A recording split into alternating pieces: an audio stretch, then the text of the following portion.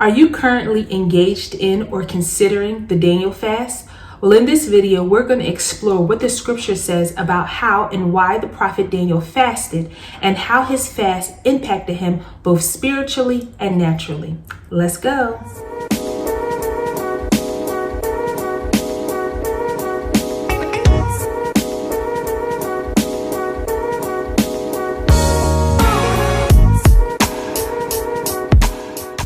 Well, it's January again, and oftentimes many churches corporately go on a Daniel fast, or people who are seeking to go on a fast choose to go on the Daniel fast. So today for this lesson, I've decided to explore what the scripture says about why and how the prophet Daniel fasted and the impact that it had on his spiritual and his natural life. When we look in the book of Daniel, we'll notice that there are two specific times where it mentions that Daniel fasted. The first fast can be found in Daniel 1, verses 5 through 15. And the second fast is found in Daniel 10, verses 2 through 3. The prophet Daniel is writing in Babylon during the 70-year captivity of the Jews, which was prophesied by Jeremiah in Jeremiah 25 and 11. And Daniel was a teenager when the events of chapter 1 began, when he began his first fast. But by the time the events of chapters 9 through 12 took place, Daniel was 80 years old. So there was a significant amount of time between the time of his first fast in chapter 1 and the time of the fast where he saw the vision in chapter 10. And we're going to explore the impact that a life of fasting had on Daniel, both spiritually and naturally. So before we begin, I think that it's important that we understand exactly who Daniel was. Daniel was from Judah, and it is believed that he was a descendant of King Hezekiah. He was from an upper class Jewish family because Nebuchadnezzar selected him for his royal court. And Daniel had great success in Babylon. And there are a couple of reasons why he was so successful in this foreign nation that had taken the Jews captive. First, he was successful because he was a man of great integrity. Second, he was committed to prayer and fasting. Third, he had prophetic abilities. And the fourth reason is because he was favored by God. The purpose of Daniel's writing was to give the people of God hope that their present state of captivity was not their final destination. Also, to encourage future generations of God's ultimate power over nations. It's all about God's promises to preserve, protect, and restore his people. The book of Daniel is a very prophetic book. It's a very weighty and meaty book. It has a lot of information in it, but it also is a book full of hope for the sovereignty of God and what God will do for his people to bring his people out. Daniel was disciplined at a very young age. So if we look at Daniel 1, 8 through 16, we'll experience his first fast. I just want to read a little bit of that scripture for you, starting at Daniel 1, verse 5. And the king appointed them a daily provision of the king's meat and of the wine which he drank, so nourishing them 3 years, that at the end thereof they might stand before the king. Now among these were the children of Judah, Daniel, Hananiah, Mishael, and Azariah, unto whom the prince of the eunuchs gave names, for he gave unto Daniel the name Belteshazzar, and to Hananiah of Shadrach, and to Mishael of Meshach, and of Azariah of Abednego. But Daniel purposed in his heart that he would not defile himself with the portion of the king's meat, nor with the wine which he drank. Therefore he requested of the prince of the eunuch that he might not defile himself. Now God had brought Daniel into favor and tender love with the prince of the eunuch. And the prince of the eunuch said unto Daniel, I fear my lord the king, who hath appointed your meat and your drink. For why should he see your face worse liking than the children which are of your sort? Then shall ye make me endanger my head to the king. And then Daniel said unto Melzar, whom the prince of the eunuch had set over Daniel, Hananiah, Mishael, and Azariah, prove thy servant, I beseech thee, 10 days, and let them give us pulse to eat and water to drink, and let our countenance be looked upon before thee, and the countenance of the children that eat the portion of the king's meat, and as thou seest, deal with thy servant.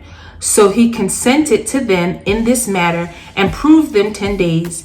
And at the end of the 10 days, their countenance appeared fairer and fatter in flesh than all the children which did eat the portion of the king's meat. This is the first instance of Daniel fasting. And what's happening here is that Daniel is a devout Jew, and he does not want to go against the dietary customs of his Jewish practice. So he requests that he is able to simply partake of vegetables and water.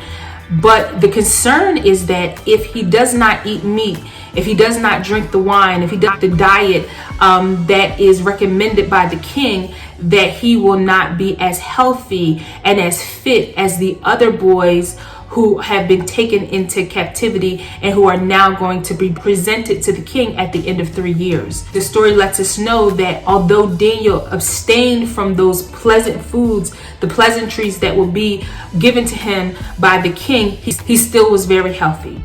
His countenance, his face was glowing, and he still had a good amount of weight on him. He looked very healthy, just like the other boys who would have been presented to the king.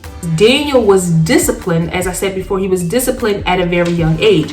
When he was taken to Babylon, he was a teenage boy. And even at a young age, as a teenager, he had disciplined himself enough that he said, I'm not going to defile myself and go against my dietary restrictions, but I'm going to discipline myself to only eat vegetables, only drink water, so that I can still keep my promise and keep my oath to God. First, we're talking about the natural impact of fasting. So one of the natural impacts of fasting or abstaining from meat for a season is to improve one's health. Daniel wasn't necessarily doing it to improve his health. He was doing it so that he would not go against the parameters that God has set up for him in his diet, and that he can honor God through his diet. But by abstaining from meat for a season, abstaining from pleasant bread, as scripture will say in the 10th chapter, he was able to exemplify that those things are beneficial to good health. He looked radiant. He looked strong. He looked healthy. So he abstained from meat for a season, and it improved his health. According to the Mayo Clinic, a plant-based diet which emphasizes fruit, vegetables, grains, beans, legumes, and nuts is rich in fiber, vitamins, and other nutrients. People who eat this type of diet usually eat fewer calories and less fat, weigh less, and have fewer risks of heart disease. So one of the natural impacts of fasting, or even fasting according to the Daniel parameters. I know that there's a lot of information out here now, a lot of guidelines on what you should and what you shouldn't eat when you're on the Daniel fast. So many people don't eat processed food. People don't eat meat. People don't drink sugary drinks. They abstain from alcohol, all of these different things. And what it does is it gives your body a break. It gives your body a period to kind of like restore, regenerate, build up its cells. It gives your digestion a little bit of a break. And in turn, it does improve your health. Many people lose weight when they're on this fast. Many people report having higher levels of energy, lower blood pressure. So it definitely is a good thing. Eliminating meat has been known to reduce inflammation in your body, reduce blood pressure levels, and dramatically reduce your chance of type 2 diabetes. So it is very beneficial for, even if it's just for a season. Daniel was supposed to be on the king's diet for 3 years before he was to be presented to the king. However, he asked the head eunuch to just give me 10 days to prove that it works. So he went through 10 days proving that this works, but I do believe that he did probably maintain this for the 3 years that he had to be prepared to be presented to King Nebuchadnezzar. Also, Daniel chose to drink water. Proper hydration is one of the main important aspects of health. Every cell, tissue, and organ in your body depends on water to work properly. Water is one of the major benefits for your health. And many times we are dehydrated and we don't even realize it. So it brings on things like inflammation, stiffness of joints, headaches, acne, and it just causes your body, your cells, your organs not to function at the optimal level because they are not getting enough hydration.